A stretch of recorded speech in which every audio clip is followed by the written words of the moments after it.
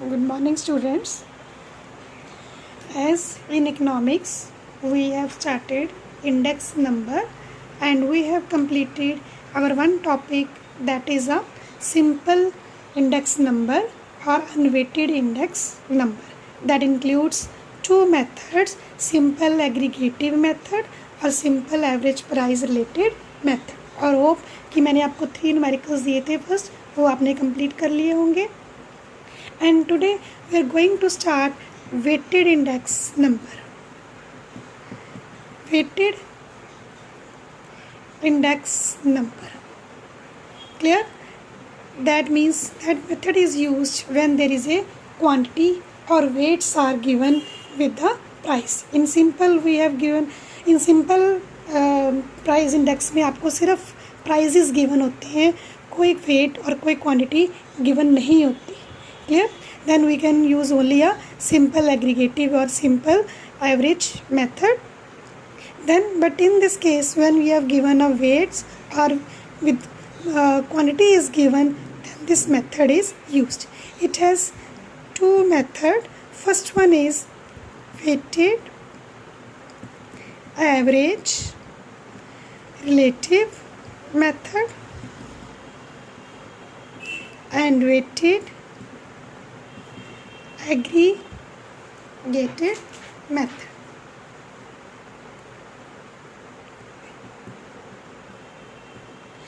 Weighted average of price relative method.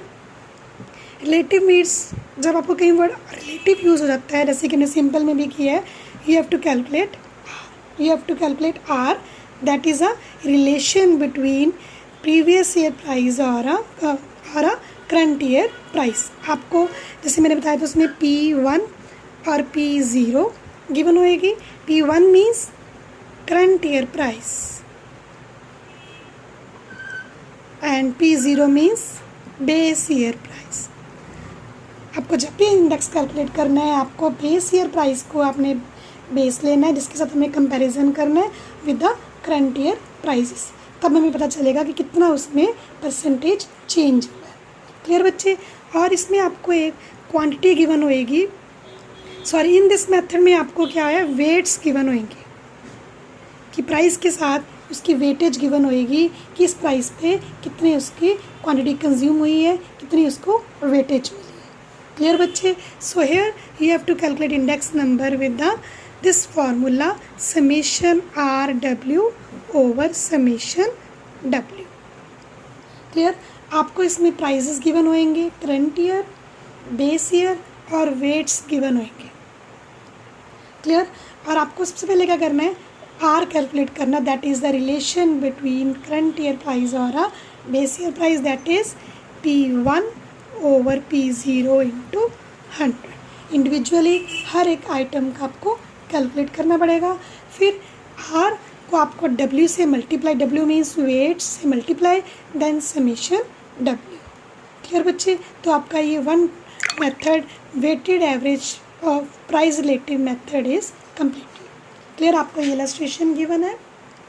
We have given commodities wheat, rice, milk, ghee, sugar, and you have given weights 40, 30, 15, 10, 5, and you have given a 2004 price, that means it is the base year, and 2017 price is, it means this is a current year.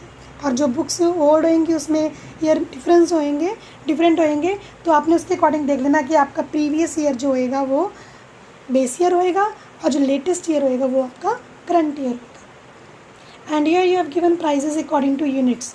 और इसमें पहले बोला था कि इसमें आपने unit को consider नहीं करना, तो आपने सिंपल 100, 200, 281 को ही कंसिडर करना है. डजेंट मैटर कि वो पर क्विंटल में है, पर लीटर में है या पर केजी में. क्लियर बच्चे?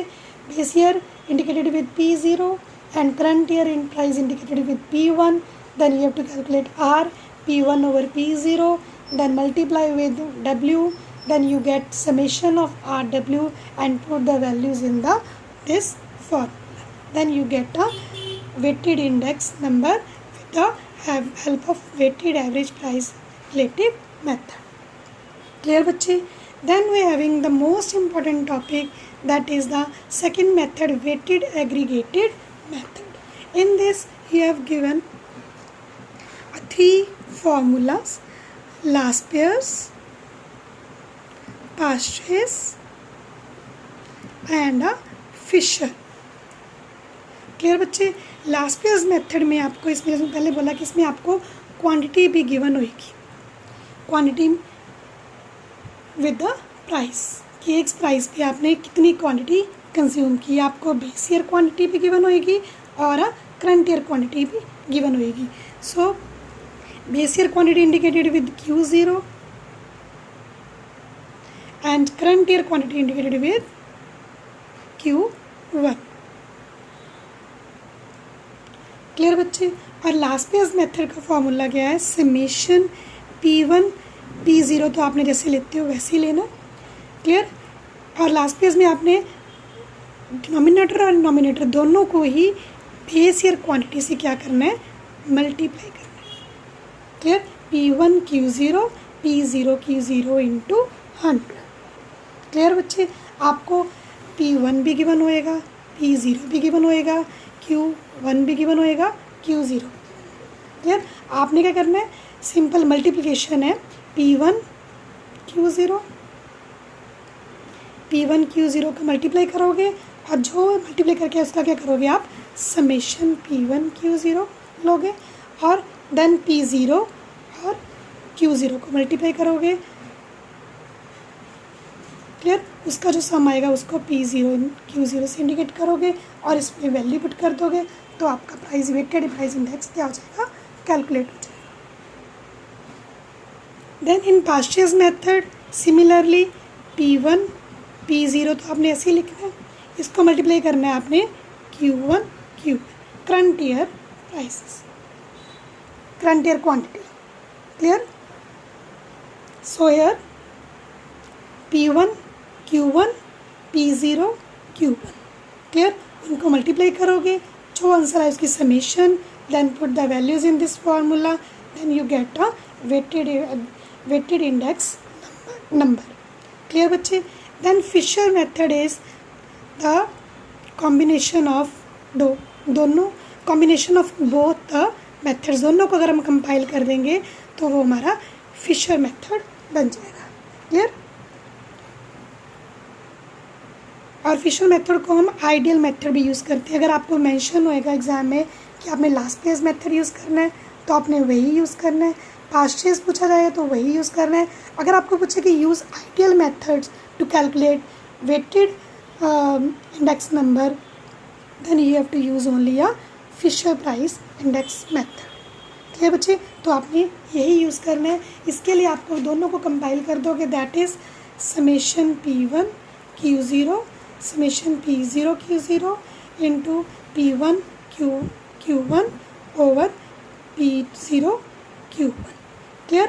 और मल्टीप्लाई विथ 100। तो ये आपका क्या हो जाएगा?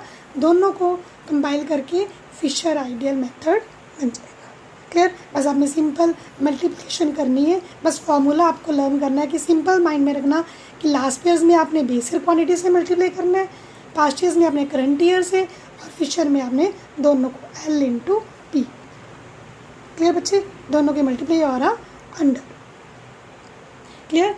और इसके रिलेटेड आपके फर्स्ट 10 न्यूमेरिकल्स हैं तो वो आपने कंप्लीट करने हैं using this formula, weighted price relative, average price relative methods और वेटेड एग्रीगेटिव मेथड। और आपको गिवन ही होएगा कि आपने कौन सा मेथड यूज़ करना है। अगर तीनों बोला लास्ट ईयर्स भी, पास्ट ईयर्स भी, फिशर्स, तीनों ही आपने यूज़ करने हैं। क्लियर? और अगर आइडियल मेथड ही पूछा है तो आपने सिर्फ फिशर्स मेथड को यूज़ करना है। क्लियर बच्चे? और up to 10 numericals you have to complete.